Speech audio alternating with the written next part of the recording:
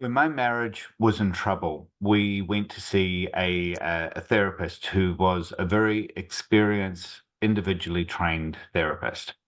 And we sat in front of him, and he did wonderful listening, empathic, mirroring, and gave us no direction or coaching because he hadn't been trained how to do that. And the effect was that me and my articulate, trained partner argued in front of them, and we were going home thinking we can do this stuff at home for free. And so when we hit the crisis point in our relationship, and I brought up the idea of trying counseling again, my partner said, "Well, what are we going to do that for? We've already tried that, but it didn't work."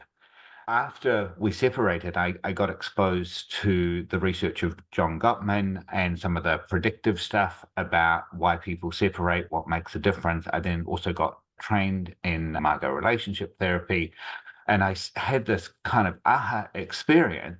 And I started looking into some of the research, and I found out that we're not alone. That Christensen's research showed that on average, that couples therapy with therapists who are not trained had success rates between 35% and 55. And the 35 was more where you were looking at that both people in the couple felt like it improved the relationship. And 55 was more like one person thought it made things better.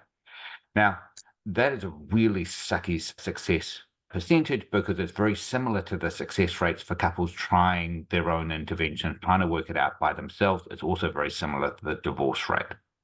And so we know from the research that there's multiple different good approaches to working with couples, and most of them have success rates between about 75 and 80%.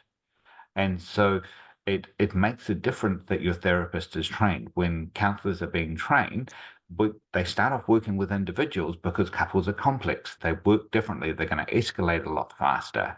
And so for me, seeing the real world consequences of receiving undertrained therapy, for me, this is an issue of mission. It's something I feel really passionate about, both in terms of my own work with couples, learning about my own relationships.